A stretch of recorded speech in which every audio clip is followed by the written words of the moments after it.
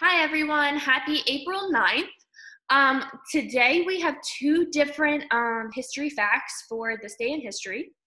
The first one is that in 1413, on April 9th, Henry V was crowned the King of England.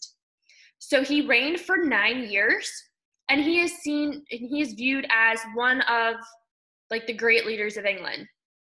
So he is really famous for his victory at the Battle of Agincourt in 1415 during the Hundred Years' War. So this was a war against, well, it was against France, but between England and France. And he was greatly remembered for his military abilities. So when he succeeded at that battle, it really put England ahead in that war. All right. Now, the second fact of the day is that today, in 1968, it was the date of Martin Luther King Jr.'s funeral. So he was assassinated on April 4th. So this being April 9th, this is when they decided to have like the funeral procession. There was first a private funeral just held for like family and friends because the location that it was held at could only hold 1,300 people, and it was full. When that funeral was completed, the people who attended the funeral and the public marched with Martin Luther King Jr. for over 3 miles to Morehouse College, which was Martin Luther King Jr.'s alma mater, right? This all happened in Georgia.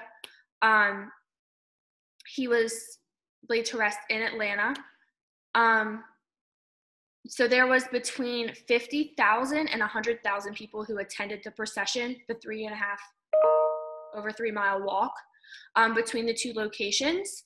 And Dr. King when he was moved from the locations, he was actually moved in a wooden farm wagon carried by 2 mules. So when I read that, it seemed a little confusing to me of like why Dr. Martin Luther King Jr. would be moved in a wooden wagon with mules. Just didn't really seem to add up. So I knew that there had to have been some reason of why he was moved this way during his funeral. So I looked it up, right? And what I found was that right before Dr. Martin Luther King Jr.'s assassination on April 4th, he visited a small town called Marks, Mississippi, right? So this town was home to a lot of slaves, and then when they were liberated after the Civil War, they remained on those farms as sharecroppers and tenant farmers. So essentially, they were free, but they still had to work on that land to like pay to live, okay? So when Martin Luther King Jr. went to Marks, Mississippi, he saw the children were starving. He actually witnessed a teacher cut an apple 8 ways and give 1 slice to each children because that's all that they could give them, right? So this really, really bothered him. So from that, he decided to create a Poor People's Campaign. So on March 31st, 1968, he made an announcement that he would be starting the Poor People's Campaign in Marks, Mississippi. So Dr. King's vision for this campaign was a mule train that would go from Marks, Mississippi, all the way to Washington, D.C. So the mule and covered wagons were used as a symbolic message of the Black sharecropper. The Poor People's Campaign, it continued after Martin Luther King Jr.'s death.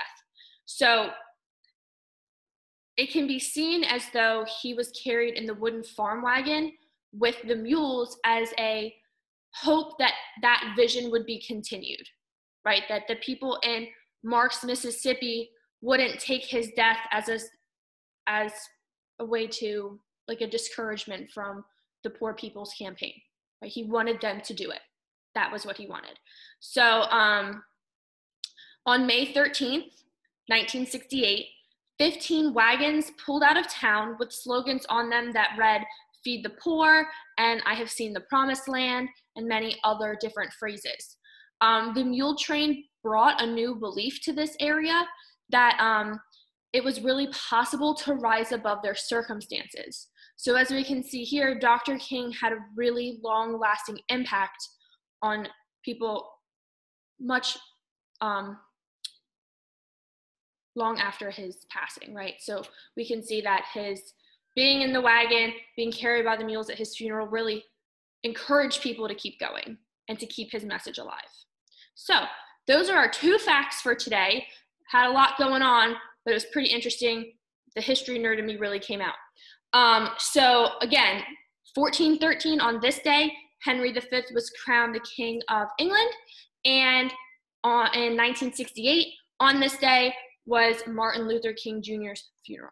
All right, so I hope that you find those facts interesting, and that's all I got for you. So have a wonderful Thursday.